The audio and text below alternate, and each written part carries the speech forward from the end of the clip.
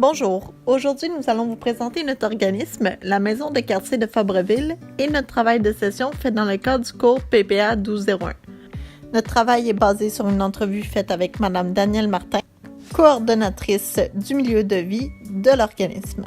Tout d'abord, il est important de savoir que l'organisme se divise en deux pavillons. Premièrement, il y a le pavillon d'Agenais, qui est le pavillon administratif, et le pavillon qui s'occupe des services familiaux.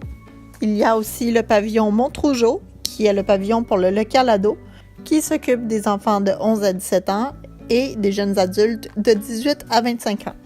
Notre travail portera seulement sur le pavillon d'Agenais. Selon un recensement fait à la ville de Laval en 2011, la population totale de Fabreville compte 45 919 habitants, dont 2049 sont divorcés. Il y a également 2096 familles monoparentales, dont 1573 sont dirigées par des femmes et 523 dirigées par des hommes. Il y a également 1609 personnes qui parlent seulement l'anglais et 641 personnes qui parlent ni le français et ni l'anglais. Finalement, il y a 13 569 familles au total dans la communauté de Fabreville. Bien sûr, puisque ce recensement a eu lieu en 2011, les statistiques ont sûrement beaucoup changé et beaucoup augmenté. La raison principale pourquoi nous avons choisi cet organisme est parce qu'ils offrent des programmes spécifiquement destinés aux jeunes enfants de 4-5 ans qui feront bientôt leur entrée à l'école. De plus, ces jeunes font partie de plusieurs réalités différentes et font donc partie de plusieurs profils de famille. Nous allons maintenant procéder à la présentation de l'organisme et aux activités offertes par ce dernier. La Maison de quartier de Fabreville fait partie de la Fédération québécoise des organismes communautaires de la famille. Cette fédération, qui est un organisme à but lucratif, est en mouvement depuis les années 1940-1950, mais a reçu son titre officiel seulement en 2012. Son but est de faire la reconnaissance du travail des organismes qui accompagnent les familles à toutes les étapes de leur vie et de leur quotidien. Aujourd'hui, la Fédération compte plus de 240 organismes, dont la Maison de quartier de Fabreville. Le personnel de la Maison de quartier de Fabreville compte environ 14 employés, quelques stagiaires et quelques bénévoles. Auparavant, il n'y avait pas de formation nécessaire pour pouvoir travailler dans cet organisme, mais aujourd'hui, il faut une formation soit en travail social, en éducation spécialisée, en psychoéducation ou en sexologie.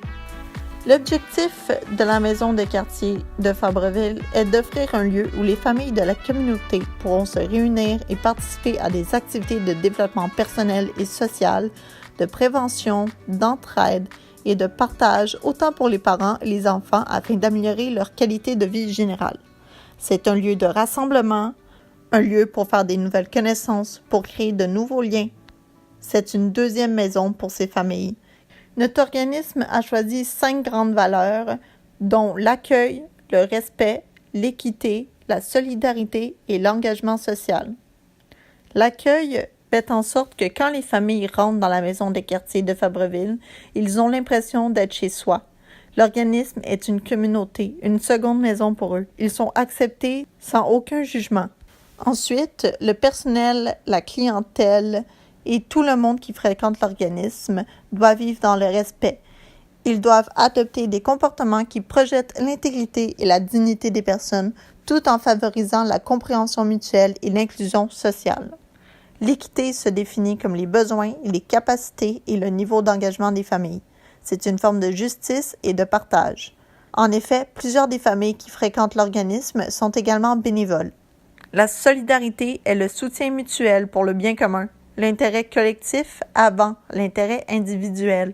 Et finalement, l'engagement social vise à améliorer le mieux-être et à contribuer à l'amélioration de la vie communautaire. Tout le monde travaille ensemble pour un but commun. La Maison de quartier de Fabreville vise plusieurs problématiques. En effet, le personnel tente de faciliter l'entrée scolaire des jeunes enfants, d'apporter de nouvelles ressources aux parents, de contrer l'isolement social et économique des familles, de développer l'autonomie de sa clientèle, de maintenir une vie familiale saine et de réduire le stress des parents et des enfants au quotidien. C'est grâce aux activités et aux programmes offerts par l'organisme que ces problématiques seront contrées.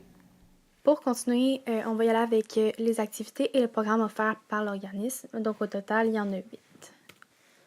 Le premier programme, c'est le programme de Brin d'Amis, qui est une petite marionnette de souris pour les 0 à 5 ans. Dans le fond, avec Brin d'Amis, on va faire des activités d'environ 15 minutes selon un thème. Donc, dans le fond, il va y avoir 10 activités puisqu'il y a 10 thématiques au total dans le programme de Brin d'Amis. Donc, le programme de Brin d'Amis vise à développer les habiletés sociales comme attendre son tour, être poli, faire des belles demandes. Ensuite, à la maternelle, la suite de Brin d'Amis, c'est Floppy. La deuxième activité, c'est mes émotions à la bougeotte.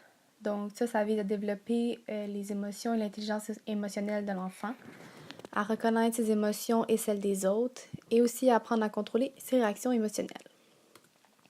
Par la suite, on a le programme Les petits apprentis et vers la maternelle.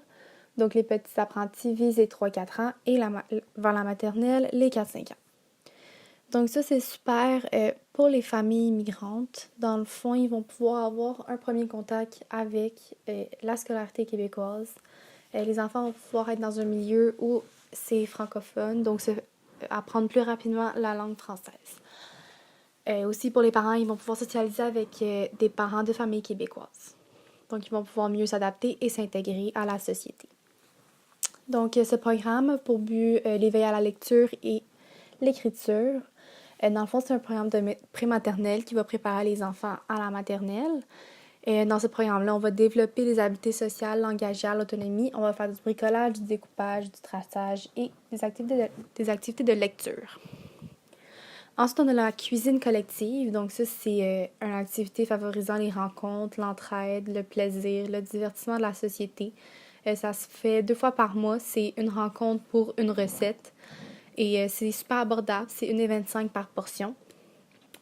Ensuite, on a le dépannage alimentaire. Dans le fond, ça, c'est pour aider les familles dans le besoin. Et dans le fond, pour faciliter les fins de mois, réduire les dépenses alimentaires. Il y a 24 familles qui font la demande à l'organisme. Et on distribue des boîtes 1 fois par semaine. Ensuite, on a les matinées. Donc ça, c'est des rencontres hebdomadaires entre les parents des enfants. Donc, encore une fois, ça peut être une super bonne activité pour les parents de familles immigrantes. Ils vont pouvoir se familiariser avec les parents québécois, donc s'intégrer encore une fois plus rapidement.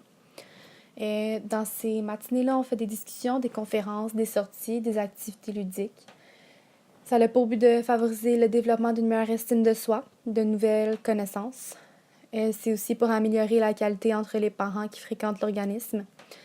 Et dans le fond, c'est un simple réseau d'échange et d'entraide entre les parents des enfants.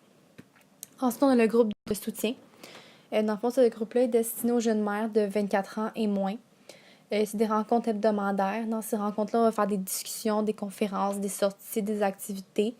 Les mères vont pouvoir partager leur réalité. Et dans le fond, ça a pour but de renforcer l'estime des mamans de 24 ans et moins. Et dans le fond, ils vont pouvoir acquérir de nouvelles connaissances de base sur le soin des enfants. Le dernier programme, c'est YAP. Donc, il n'y a pas de parents parfaits. C'est un programme de 8 rencontres. Encore une fois, ça va être des discussions. Il va y avoir des activités sur la sécurité, le comportement, le développement de l'enfant et le parent. Dans le fond, c'est pour mieux comprendre le développement de l'enfant et aussi comment bien combler les besoins de l'enfant, mais aussi ceux des parents. Et dans le fond, ça a pour but de, encore une fois, augmenter la confiance en soi. En outre, nous allons vous parler des types de familles qui fréquentent l'organisme. Il y en a 3 types. Il y a la famille nucléaire, la famille migrante et la famille monoparentale. Nous allons plus élaborer sur les 2 derniers types de familles, qui sont la famille migrante et la famille monoparentale.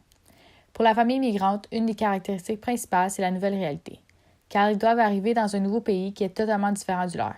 Ils doivent essayer d'apprendre à connaître ce nouveau pays.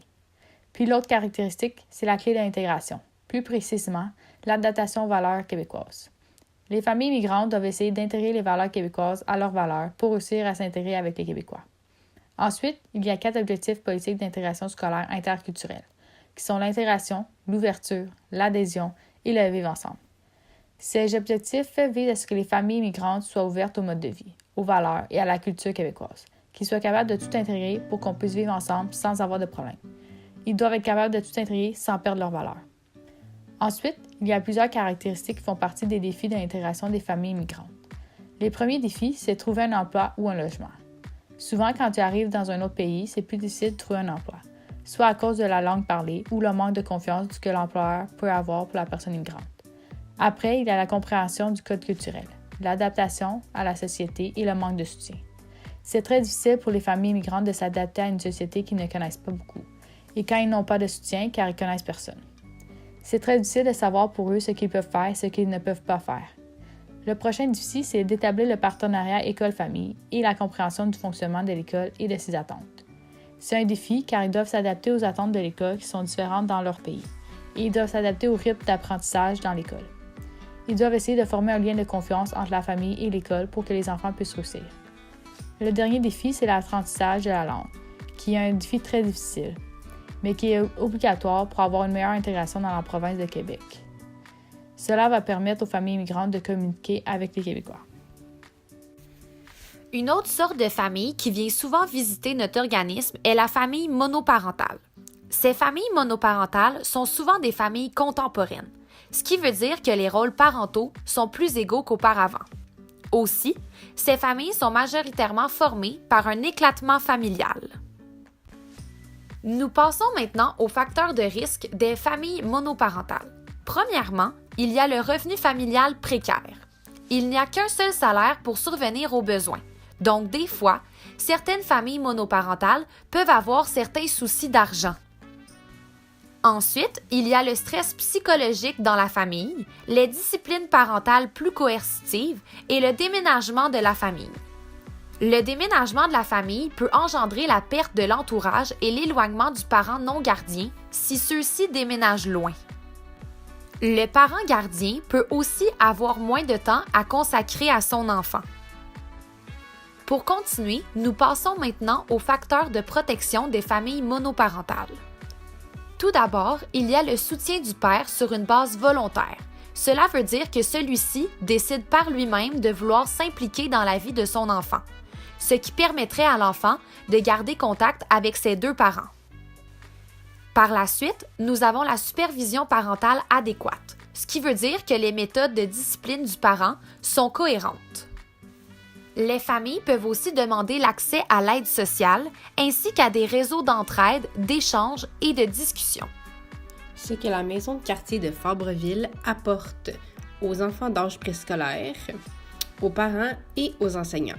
Donc tout d'abord, l'apport pour les enfants d'âge préscolaire, il y a le développement des habiletés sociales, qui comporte le programme Brin d'amis, qui aide grandement le développement des habiletés sociales chez les enfants d'âge préscolaire, dont le partage, l'entraide, la communication et le respect. Ensuite, il y a la gestion des émotions. Dans le programme Mes émotions ont la bougeotte, les enfants peuvent en apprendre davantage sur leurs émotions et les mettre en mots à travers différentes activités constructives et interactives.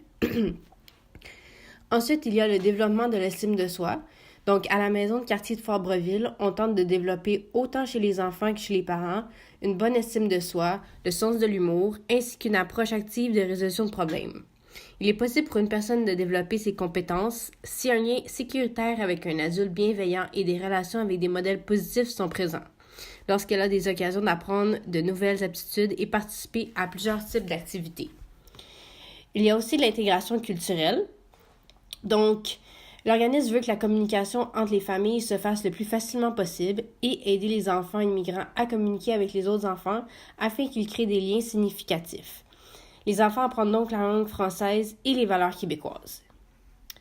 Il y a aussi la transition vers l'école primaire. Donc, l'organisme offre des programmes prématernels pour préparer les enfants à la transition. Tous les programmes sont offerts aux enfants comportant des volets concernant l'éveil à la lecture et à l'écriture, puisqu'il s'agit d'une nécessité pour leur développement et leur enrichissement. L'organisme offre aussi des visites dans les écoles primaires pour que les jeunes se familiarisent avec l'environnement scolaire. Donc, pour continuer, en ce qui concerne l'apport pour les parents, donc, il y a tout d'abord l'enrichissement mutuel et le réseau d'échange. Donc, l'organisme offre plusieurs programmes favorisant la résilience, dont le programme YAP, entre parenthèses, il n'y a pas de parents parfaits. Ce programme aborde plusieurs thèmes par le biais des différentes discussions et des activités portant sur la sécurité, le comportement, le développement et le parent. Il y a aussi le réseau d'intégration des familles immigrantes. Donc, c'est une des problématiques très présentes chez les familles immigrantes qui est l'isolement social et par conséquent, le manque de relations significatives avec les membres de leur nouvelle communauté. Donc, on propose des activités pour favoriser les échanges entre les familles immigrantes et québécoises et ainsi contrer l'isolement. Par ailleurs, on assiste à la préparation à la transition vers l'école primaire. Grâce à l'organisme, les parents sont davantage préparés pour la rentrée scolaire et peuvent donc mieux soutenir l'enfant dans sa transition. De ce fait, l'installation d'une confiance sera présente pour une rentrée scolaire réussie. Des petits trucs et astuces sont de mise dans les rencontres. De plus, il y a un enrichissement de l'expérience parentale. Les rencontres et les conférences contribuent à donner des conseils pour entretenir des bonnes habitudes de vie et pour assurer le développement adéquat de leurs enfants. Aussi, l'organisme offre une aide alimentaire. C'est un apport pour les familles plus démunies qui sont vraiment dans le besoin. Cela aide à contrer la négligence des parents envers leurs enfants. Pour finir, il y a les apports pour les enseignants. Ceux-ci seront plus outillés pour les différents types de familles et les différents types de situations familiales. Lors de la rentrée scolaire, l'enseignant fait face à des élèves provenant de plusieurs types de familles et ayant vécu différents types de situations familiales.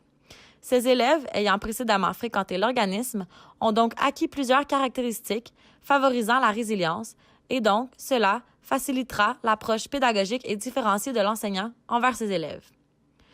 Ceux-ci seront aussi plus informés par rapport aux différentes cultures. Lorsque l'organisme vient visiter les écoles primaires, les enseignants présents peuvent donc visualiser la diversité ethnique qui sera présente dans leur future classe. L'enseignant pourra donc se faire une idée des majorités et des minorités ethniques présentes dans le quartier et ainsi ajuster son enseignement en conséquence.